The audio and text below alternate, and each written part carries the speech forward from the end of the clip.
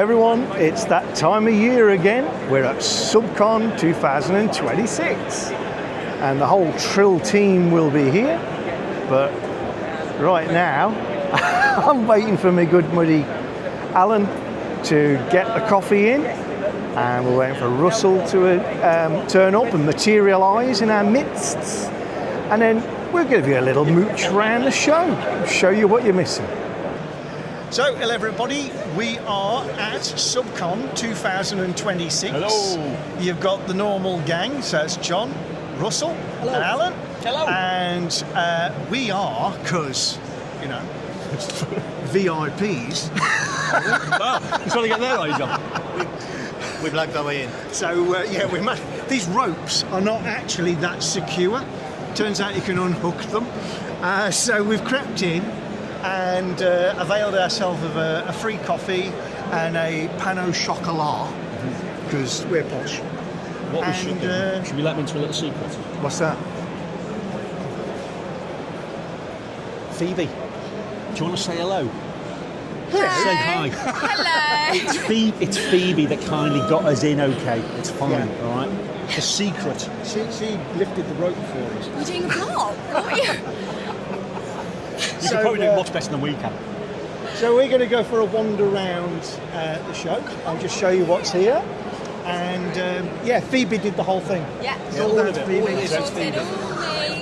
So we'll give you a quick show around what's at the show and see if we meet anybody along the way. Right, let's go. That's fine. We are. We've been lost here already a couple of times. Because it's quite a big show. We've got a big map in the middle showing all the various exhibitors. And when we talk about exhibitors, obviously it's called SubCon, and lots of people who can make your bits for you. Yes. I think I'm right in saying there's an awful lot of machining. A lot of machining. A lot of CNC machining going on. Suppliers of parts, robotics, etc. And there are co-located shows, so there is smart manufacturing. Yes. For your digital piece as well. Yeah. So we'll probably be nipping into the other shows next door as well. Yeah. So quite a big event. If you choose to take on the various shows, you could be here for a couple of days and still not meet everybody, see everything. Make sure you wear your comfy shoes. Oh yes. And you got the random props, such as Land Rovers, to draw people like me in certain directions. I don't know if you mentioned there, John, some of the companies aren't necessarily just UK, they come from all over the world, haven't they? European, Absolutely. China, I think last year we definitely saw a theme that there was an awful lot of Chinese companies trying to break into the UK and probably wider European market. I think maybe we're seeing slightly less Chinese brand names around today, just looking at the badges. I don't know if we've mentioned yet, so they've got these innovation zones and the skills sprint and the manufacturing insights theatre, which we'll be presenting at later on. I think when it comes, there's a big theme around AI this year. Yeah, AI is definitely a theme. The products, but it's definitely a theme in terms of how does UK manufacturing protect themselves from AI. Yeah. There's so many risks nowadays.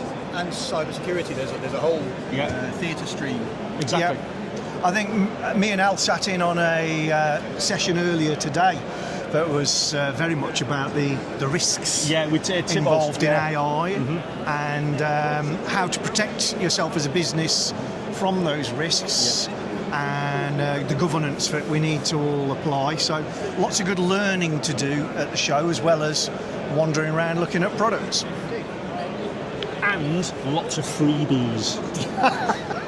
So, strolling around, we've just found Sophie. Now, Sophie Hall from Warren Services. Yes. Sophie's a client of ours, and she's at the show today, much to my surprise. Oh, well, I'm here today. Obviously, we are a subcontract engineering firm, so why wouldn't we be here? We have got a lot of our customers coming today, so I'm able to say hello. As they say, press the flesh. Kiss some babies. Yes, and also looking to meet some potential customers who I've maybe had some conversation with. So I'm finding this a great opportunity to do that. So what kind of things does Warren make? Warren Services, or Warren, is a subcontract engineering firm. So we manufacture for a really wide customer base. We've got customers in all sorts of sectors. As I always say, engineering is everything in everything. You might not think it, but some engineer somewhere has thought about how to manufacture something you're holding, and going back to food, engineering's in food as well. Yeah, you've made stuff for major supermarkets. Yes. What am I doing now? You're being the Take That On man. Take that concert, yeah? Yeah. How big was he? It was very big. Well, I think he's bigger than this building. And you designed and engineered that, yeah? So there was a subcontract designer who did that, and then we worked really closely with him to get it done for the date that they needed, because obviously, where we're at today, the NEC, the artists come along, they sell all the tickets, the show must go on, but they're probably still designing things in the background, but that date doesn't change. So whatever happens, you've got to make shit for the show. Fair play. And so here then, are you looking for anything specific in terms of a supplier or a customer? Have you got people you're hunting down? I have hunted down customers Good already. work. Before even the show opened, I saw them in the reception area, so we were talking, and then I escorted them in. Nice work. Yeah, so antennas up all the time. So it's specifically customers, obviously there's a lot of great subcontractors here, who spend an awful lot of money to display what they do, so I'm kind of poking about in the background, booking appointments with people. Good work. To see them. Is this the first time you've been to this show, Sophie? Or? No, I've been coming to this show on and off for the last 15 years. It's changed a huge amount, really. But it's great to see subcontract engineering, because it's tough, but there's so much going on, which is great. And finally, are you nipping across to the smart manufacturing to see all the sexy digital stuff? No. So this is where the magic happens. That's all the shiny shit, where the rave is. But these are the people that make it happen. Oh, popping show strings. Yes. Fair play. Good afternoon, everybody, and thanks for joining us. And if anybody else wants to come in and join us, you'd be more than welcome. And today we're going to talk about, he says looking behind us, That's better, thank you. why lean goes wrong and how to avoid it. I'll open with three common reasons why it fails. Number one, leadership try and delegate it. Can't do that. Won't stick. Number two, it's not hooked up to a business need. You're doing it because you want to do lean. That's going to fail. Yep. Yeah. And number three, people cannot see what good lean looks like. We're trying to sell them a jam tomorrow prospect using words alone. Yeah. I agree with everything that you've said, Russell, unlikely as that is. And lots of people's understanding of lean and lots of companies' understanding of lean is very much based around the tools. And they treat the tools as chapters in their journey. So, we're doing 5S today. We're doing 5S for the next 6 months. Then we're going to move on to standardization. And that's great. It's a way of moving forwards. It's certainly a really good way of learning to understand the tools and techniques that are available to you. But in terms of deploying it for the benefit of your business and the benefit of your people, I think that can be one of the ways that lean gets derailed. We're doing 5S. So every department, every area starts working on workplace organisation. Some of them really need it. Yeah. Some of them really don't. And they start to learn that, why are we doing this? Because the boss says we're doing it. There fundamentally needs to be a need, wouldn't necessarily say a crisis moment, but also bordering on a dramatic need why you need to change. All right. I've never been an alcoholic. I've been close once or twice, but they say you've got to understand that you have got a problem before you can rectify the problem. So I think it's more about self-reflection, looking to yourself if you're a business owner or a business leader, and say, what is the key problem here that we're trying to solve? And to add on to Russell's earlier point is, how do we engage the people? Because you can't do it on your own. This has got to be a team event, a team ethic that you've got to instill within your workforce. So a lot of communication, understand and openly share your thoughts as a leader with your factory floor, your office staff, whoever that might be, and understand why there's a need to improve. Yeah. What is an internal lean change agent, or what is a lean external lean consultant's job? Is it a surgeon if it's turnaround work? Is it as a doctor to help diagnose what the issue is, or is it a pharmacist to give the medicine? And it might be a combination of those three things. Yeah. But it's situational in that sense. If you don't have somebody within your organisation who has necessarily the base skills to begin with, absolutely bring somebody in who has got the skills, who can help, like the touch paper, so to speak, spark the engagement, start the enthusiasm and the passion to get things moving. So we're hanging in the VIP area behind the velvet ropes again, and I'm just sitting with a couple of my show friends. We've got Mathieu. Hello. And we got Taye. And Mathieu, do you want to just introduce yourself? Yes, so my name is Mathieu.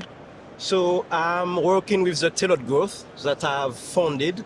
So basically we are a business where we come and help manufacturing businesses become better. Yeah. So moving from firefighting to stable growth. Yeah. So my background is aerospace manufacturing. I've been doing this for the last 15 years now, across France and in the UK. Fantastic. And myself and the rest of the Trill gang met Mathieu, was it last year here or the year before? Last year. Yeah. So we're like regulars now, and this is the place where we meet up to exchange ideas. And then we got Taye. There you are, sir. Thank you. Do you want to just introduce yourself? John, I can't believe I waved. You know, I've been regretting that for the last 2 minutes. That's haunting. I'm Taye Reid. I run the Levyne group. We deliver strategic business systems to companies within the manufacturing sector and some adjacent as well. The movement to AI, handling that's fairly difficult, but being able to bring in ERP systems, MRP systems, QA systems, testing systems, bringing them all in one place so that AI actually has context on how a business runs and also how that relates to the actual business itself. That's about it. And myself and Taye and the other Trill gang were just on a panel doing a discussion on, I've forgotten already the title. It was Lean and Digital. Squaring the circle. There you go. So we were just on that panel, and guys, I just wanted different opinion because we're always biased. What do you think of this SubCon as an event? Is it something that you come back to again and again? Is it one-off? What do you think? Mm-hmm. Has it changed if you've been in? I think when it started, it was incredibly warm outside. So, I was excited, packed wrong to come to Birmingham. But aircon's heavy today and it's cold outside, so I'm feeling it. Yay! And the body warmer is on, it's about to be zipped up. No, it's a good event. There's lots of interesting companies. I guess the opportunity to meet others from not just in the UK as well, but also, China as well. I love doing business in China. I love, the culture is really, inviting. It's great. I love it. Yeah. Again, getting to meet you, getting to meet Alan, getting to meet Russell, getting to meet Mathieu as well. We'd had previously interacted on LinkedIn, so it was good to meet in person. So no, it's been good. It's been good. And how about you, Mathieu? Yeah, I would say without SubCon, I would not be in this podcast. Yeah. As simple as that. But I think it's a very good event because you get, like you said, you get to meet interesting businesses, interesting people as well, that I would never have met if I would have come here. Collaboration, it's very important. Networking, it's very important. So yes, I do like this event, and I will definitely come back next year and the year after. Fantastic. I can grab that. And I know for myself and the other Trill guys who are off doing other panels and chatting with people at the moment, we really like this show, and if I'm honest, the main reason we really like this show is the networking, not in a professional go find clients way. It's a social gathering. Yes. And we get to discuss problems that we're seeing and share ideas, maybe come up with ways of working with friends who we meet at different places. It's hard to explain. You go to all sorts of networking events and they're quite formal and you feel pressured into chatting to people. Yeah. There's a vibe here. It's just it's nice. Yes. But John, I have a question for you, for you too. You know, and it's about the discussion you guys had before. Yeah. And I meant to ask this question. It's about, now everybody's talking about AI, and you were just talking about it. Yeah. And as a lean consultant, I wonder what would be the future of my job now that AI is more and more prominent. Yeah. So how do you foresee the future of lean consultancy with AI? I think an interesting topic.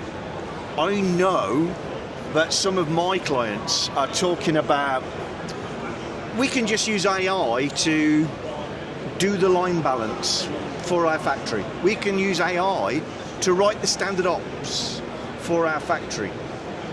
And that's true. However, the subtleties of context, knowing you've worked out that a particular process needs 5 minutes work, and you put a person on 5 minutes work and expect to do 5 minutes again. Maybe that's okay in a light assembly plant, but in a foundry on a hot day, the work content is not the only thing to look at. Knowing that a machine can run at a certain pace, or that software can generate data at a certain pace, you've got to know the context, because how often do we have to clean the data? How often does this system need to be crash tested? How often do we change and get updates? And I think, again, AI can help people. It can do a shortcut. It's always going to need people with experience and insight in the field to really understand it and give people the best advice. So I think it's gonna change things, but I don't think it's ever going to replace the human touch. AI is our tool, not our master. That's where I'm at. Interesting stuff. And at this stage, we decided to pop next door into the co-located Smart Manufacturing Show. So all manner of exhibits and displays to entertain and draw your eye in this area. But we'd also heard that Ian Joliffe, one of our ex-colleagues, was in here. So we thought this is a great way of just rounding off a big day out at the NEC. So we've just popped next door into the Smart Manufacturing Show and wandering around, and we found an ex-colleague, not because, we got rid of him or anything, but because we're no longer part of it. But this is a bit of our heritage, the SMMT. Pleasure to catch up with you guys. Let's not leave it 15 years until the next time. No, let's. 20 years is sufficient. So we thought this was a nice place to sort of round things off for the day. What have you thought of the show we've been in, Russ? Fabulous. Yeah? Enjoyed it. I walked 4.3 miles yesterday, so I got my steps in. Chirped on. Very good. And the highlight is this nasty coffee that Ian has given us. Very, very nasty. Crafted with love. Apparently the milk has been obtained from some squirrels. Alan, what do you think of the show? I agree with Russell. Yeah. Russell, I think it's been really engaging. Some of the topics are absolutely fantastic in terms of the companies, the topics. AI seems to have been a real prevalent thing. Yeah. All right. It just needed a mariachi band, didn't it? Just in time. And we'll look forward to seeing you on the next episode of The Rest is Lean. Yeah,